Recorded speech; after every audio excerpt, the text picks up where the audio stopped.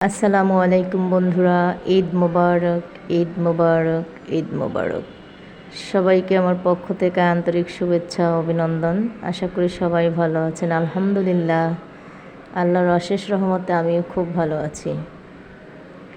এখন রাত্র 11টা বাজে। অফিসের ডিউটি শেষ করে বাসার উদ্দেশ্যে রওনা হচ্ছি। বাসায় যাব। আমি আমার কলিগ একসাথেই বাসার উদ্দেশ্যে রওনা হলাম। যখন আমরা রিকশার জন্য ওয়েট করতেছিলাম এবং কিছুক্ষণ হাঁটছিলাম, হাঁটার পরে রিকশার জন্য ওয়েট করতেছিলাম। আজকের দিনটাতে রিকশা তো দুর্লভ বস্তুর মতো হয়ে গেছে। যা এই রিকশা আসে না কেন, তাদের এত ডিমান্ড, যেটা প্রোভাইড করা সম্ভব না।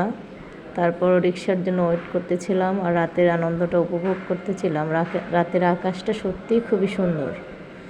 বরিশালের রাতের আকাশটা খুবই সুন্দর, রাস্তাঘাটও খুবই সুন্দর। তো কি আর করা, দাঁড়িয়ে দাঁড়িয়ে রাস্তার আনন্দটাই উপভোগ করতেছিলাম, দেখতেছিলাম রং বেরঙের মানুষ আর রং বেরঙের বাতি। তারপর এভাবে কিছুক্ষণ দাঁড়িয়ে থাকার পর রিকশা পেলাম। অবশেষে রিকশার দেখা পেলাম। তারপর রিকশায় উঠলাম, ওঠার পরে বাসার উদ্দেশ্যে রওনা হলাম। এভাবেই আলহামদুলিল্লাহ আজকে দিনটা খুবই ভালো কাটছিল।